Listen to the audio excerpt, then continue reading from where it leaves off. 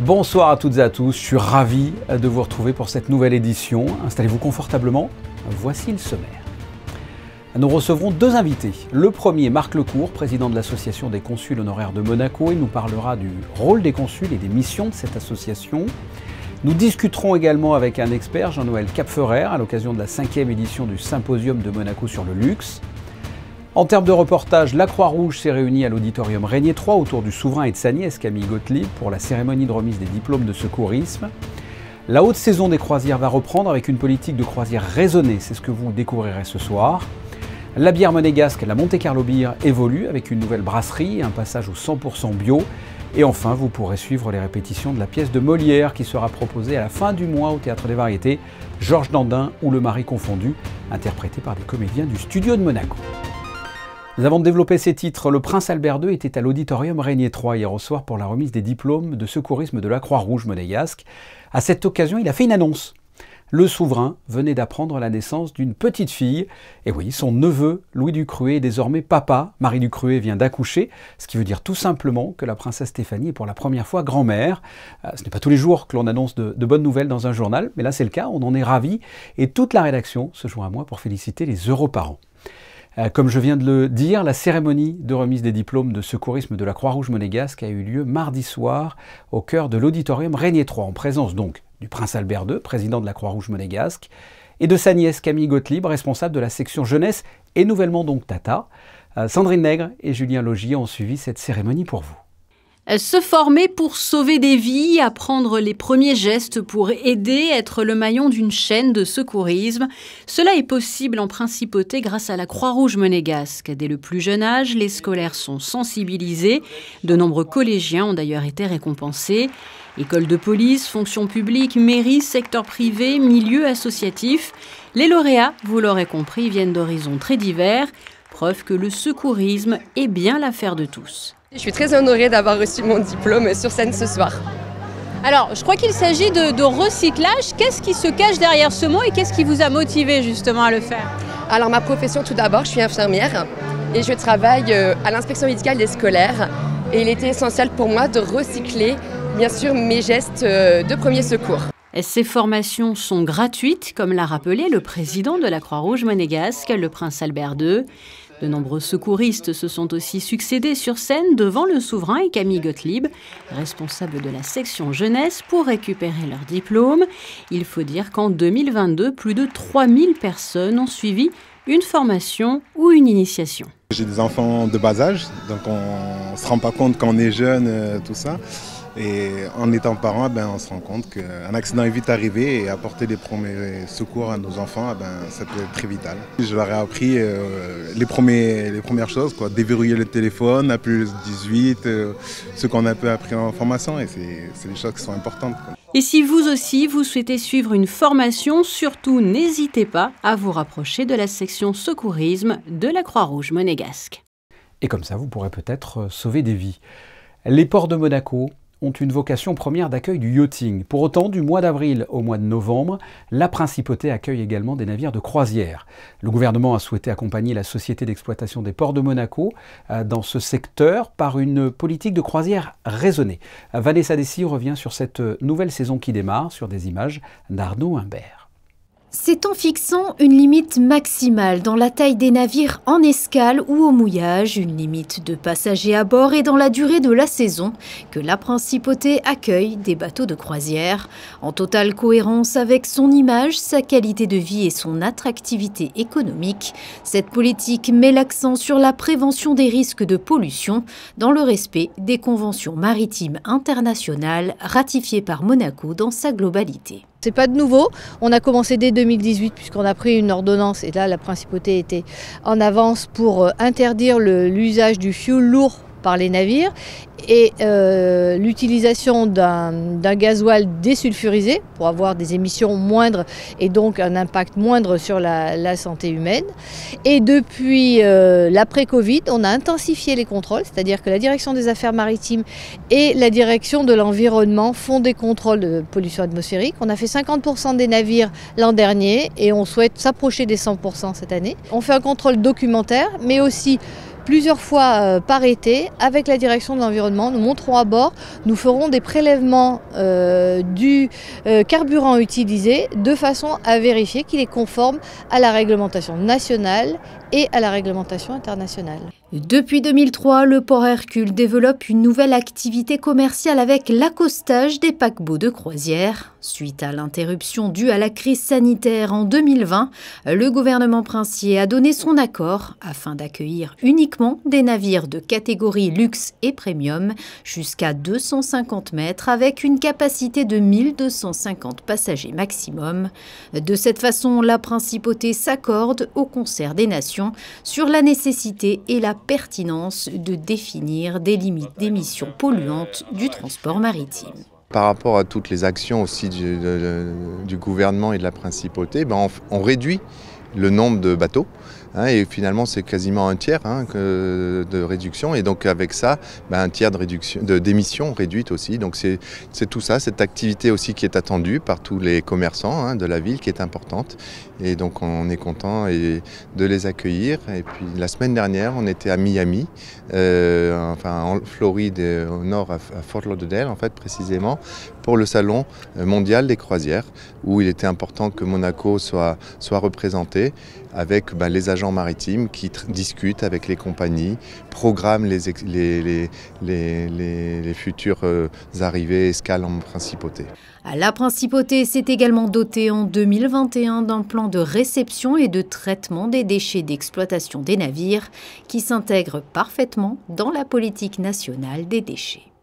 La CHM a tenu sa réunion plénière mardi soir. La CHM qui veut dire Association des consuls honoraires de Monaco. Qu'est-ce que cette association? Quelles sont ses missions? Quel est le rôle concrètement d'un consul? Pour répondre à toutes ces questions, nous sommes avec le président de cette association, Marc Lecourt. Bonsoir. Bonsoir. Alors déjà pour débuter, qu'est-ce que la CHM et quels sont ses objectifs? La CHM, c'est d'abord une organisation. Vous avez à sa tête, bien évidemment, un président, mais un bureau, un conseil d'administration et un permanent.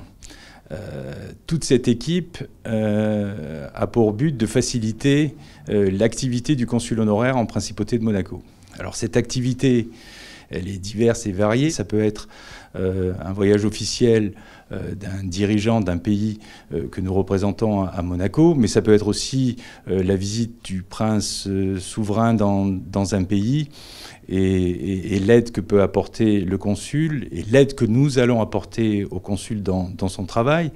Mais ça peut être aussi des tâches telles que la perte de papier d'identité, la perte de passeport, etc., etc. Mais vous avez aussi on a eu la période du Covid où on a travaillé main dans la main avec les services de Madame Caruso Rivera des relations extérieures afin de rapatrier des résidents en principauté de Monaco. Alors dans toutes ces missions, si vous voulez, la CHM est là pour assister le consul honoraire. Vous venez d'organiser votre réunion plénière. Quel en était l'objectif? À quoi sert cette réunion? L'idée était de réunir dans une même salle membres du gouvernement, membres du corps consulaire, afin qu'ils puissent discuter de sujets d'actualité. Et quels ont été les thèmes abordés? Je crois qu'il y a eu 3 thèmes principaux. Les thèmes abordés ont été tout d'abord un exposé de Madame le ministre Céline Caron concernant l'urbanisation d'une manière générale en principauté de Monaco. Et ensuite, Séverine Froidefond, elle aussi, est rentrée un peu plus dans les détails en nous expliquant la complexité de la totalité de ces grands travaux. Ensuite, nous avons eu un exposé de M. Frédéric Ginta concernant l'attractivité. Les premières rencontres que j'ai eues avec M. Pierre Dartout, lorsqu'il a été nommé ministre d'État, il était très important pour lui que le corps consulaire continue à mettre sa pierre à l'édifice. Enfin, nous avons eu un exposé de M. Guillaume Rose, directeur général du MEB, concernant les statistiques et les divers résultats de l'économie monégasque. En quoi, dans la mission des consuls, ces présentations peuvent avoir une importance? Je dirais que c'est une opération gagnant-gagnant. Gagnant pour le gouvernement parce qu'à travers les consuls, il peut faire passer un certain nombre de messages aux résidents que nous représentons. Et en même temps, il permet aux membres du corps consulaire de faire remonter, là aussi, des informations qui émanent de nos résidents. Et je voudrais que l'on revienne sur l'ACHM, l'Association des consuls honoraires de Monaco. En quelques chiffres, cela représente quoi? Combien de consuls? Combien de pays? Alors, nous avons en principauté 84 consuls honoraires. 83 sont membres de la CHM. Ils sont tous résidents en principauté, tous accrédités en principauté. Marc Lecourt, je le rappelle, vous êtes le président de l'Association des consuls honoraires de Monaco et consul général honoraire de Slovénie. Et vous venez de tenir donc votre réunion plénière. Merci d'avoir répondu à mes questions. Merci beaucoup de votre invitation et à très bientôt. À très bientôt, merci. L'actualité sportive, en bref, en basket, Monaco s'est imposé à Gravelines 73-67. La Roca Team était déjà assurée d'être dans le top 4 en Euroleague pour la suite de la compétition. Et grâce à cette victoire mardi soir, les Monégasques sont assurés d'être en play-off en championnat de France également, sachant que l'ASM est largement en tête du championnat.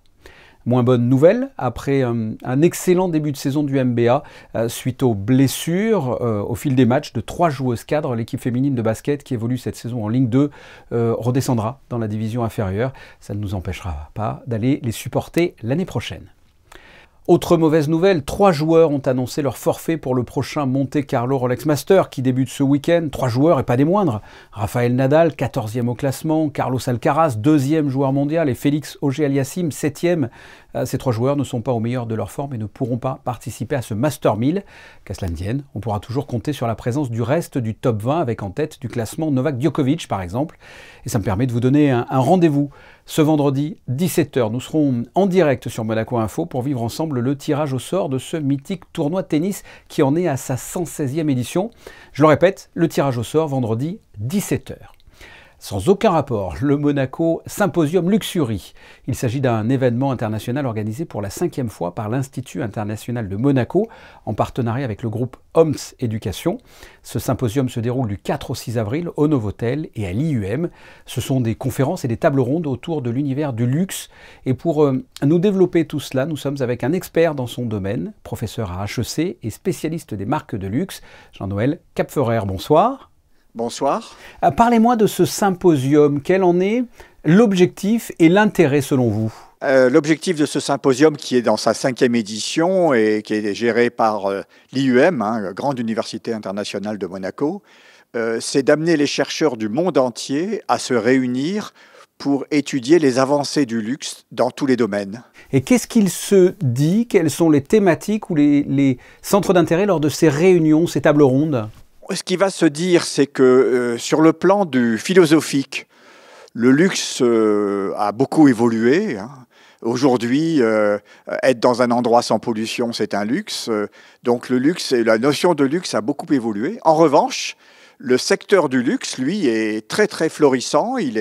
Monaco en est un exemple d'ailleurs. Donc on va distinguer des réflexions assez philosophiques sur qu'est-ce que c'est qu'un luxe, qu'est-ce que c'est que le luxe, et d'autres réflexions, c'est comment se porte le secteur, par exemple dans le domaine des super-yachts, dans le domaine des supercars, dans le domaine de l'immobilier, dans le domaine de l'art. Et là, cette santé du secteur, c'est un autre centre d'intérêt des chercheurs. Et d'une façon générale, qu'est-ce que le luxe aujourd'hui? Quelle est la définition du luxe? Alors le luxe, c'est la facette visible de la richesse. Donc il y a des gens qui ne sont pas riches, mais qui veulent avoir l'air riches, donc ils achètent des éléments de la facette visible de la richesse. Les ultra-riches, eux, n'ont pas besoin de cette facette visible.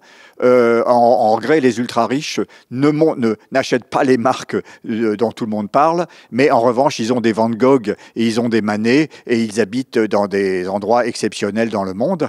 Mais le secteur du luxe se définit par le fait que de plus en plus de gens dans le monde, et pas forcément des ultra-riches, ont envie d'avoir un morceau de cette vie rêvée des riches. Et ces morceaux-là, ce sont les produits et les services et les expériences qui sont sous des marques connues.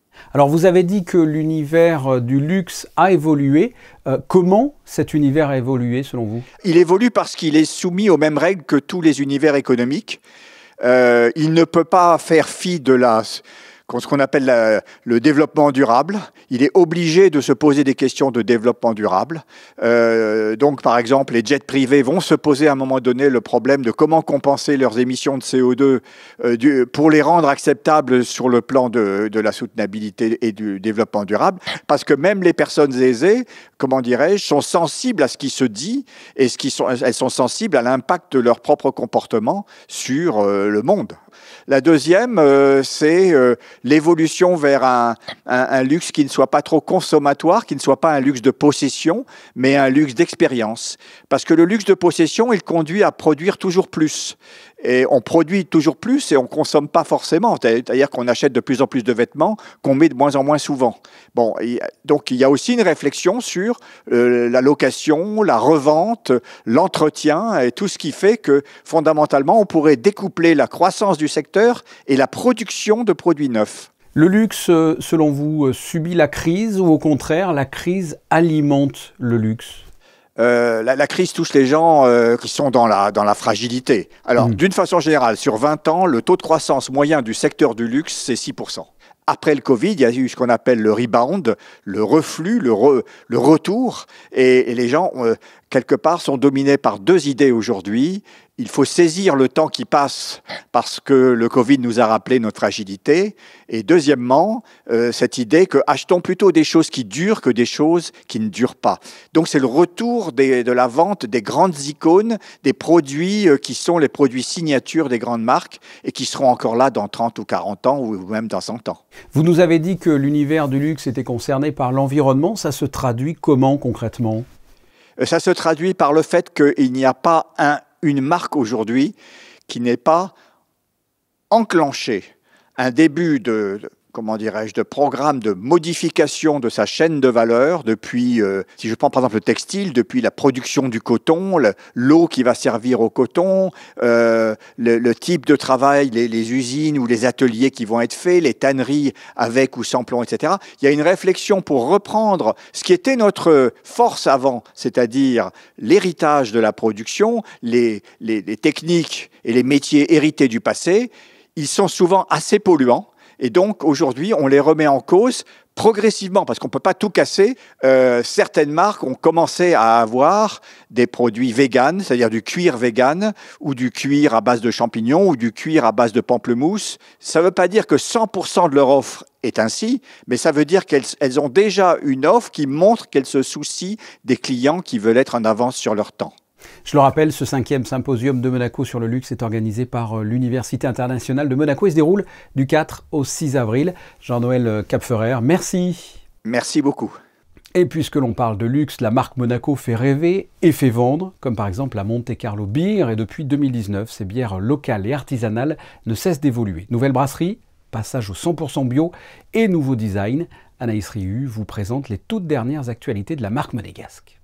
C'est la grande nouveauté pour la Monte Carlo Beer. Cette année, la bière monégasque présente dans la majorité des établissements de la Principauté est certifiée 100% bio.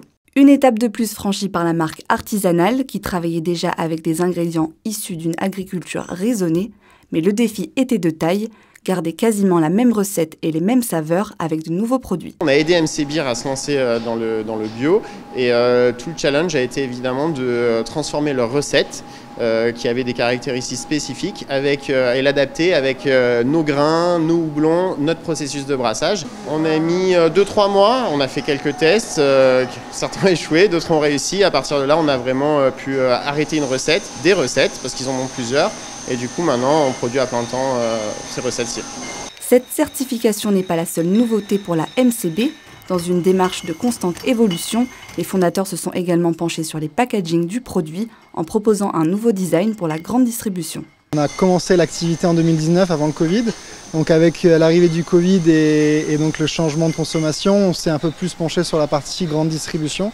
Et on voulait vraiment, donc on a commencé avec une seule gamme qui est la rouge et la blanche au début, et c'est vrai que maintenant qu'on commence à être un peu plus connu et qu'on commence à avoir un peu plus de volume, on voulait vraiment différencier la partie grande distribution, donc GMS, grande et moyenne surface, de la partie café, hôtel, restaurant. Donc c'était important pour nous de différencier les deux et d'avoir justement une gamme qui va être vendue uniquement dans les hôtels prestigieux et cette gamme qui est accessible à tous. Et tous ces changements sont possibles notamment grâce à la nouvelle brasserie située à Moinsartou, avec laquelle se sont associés les entrepreneurs. Le but pour nous, c'était de se rapprocher un petit peu plus de la principauté. Donc on a commencé dans le 83, aujourd'hui on est dans le 06. À terme, on aimerait bien s'installer dans la principauté, donc à Monaco. Le choix de Moinsartou, c'était aussi un choix stratégique. C'est vrai que la ville est certifiée EcoCert, donc elle est beaucoup dans le bio. Donc la brasserie est également bio, donc ça reste dans la lignée de notre objectif de changer nos recettes et de devenir 100% bio. Son prix, 2,50 à 12 € l'unité selon le point de vente. Et après 200 000 bouteilles vendues l'année dernière, la MCB souhaite au minimum doubler son chiffre en 2023, avec des exports également à l'international, comme en Grèce, au Japon ou encore en Chine.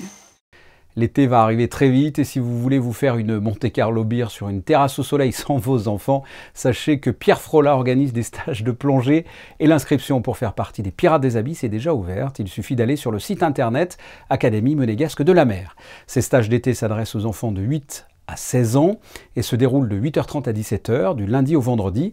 Vos enfants pourront pratiquer la plongée en bouteille, en apnée, faire des randonnées palmées tout en étant sensibilisés à l'environnement.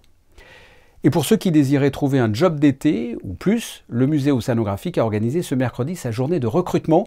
Il y avait en tout 39 emplois à pourvoir, des contrats de saisonniers, de vacataires ou des contrats à durée déterminée, que ce soit dans le service animation, en boutique, au caisse et autres. Vous le voyez sur ces images, de nombreuses personnes se sont présentées. Du théâtre avec le studio de Monaco et une pièce de Molière qui sera proposée à la fin du mois au Théâtre des Variétés, Georges Dandin ou Le Mari confondu, mise en scène par Yves Carlevaris et Michel Ulrich. Christine Datomel et Sylvain Péroumal ont assisté aux ultimes répétitions. Reportage. C'est tout un petit monde, toute génération confondue, qui répète les dernières scènes de cette fameuse pièce de Molière au sein des locaux du studio de Monaco.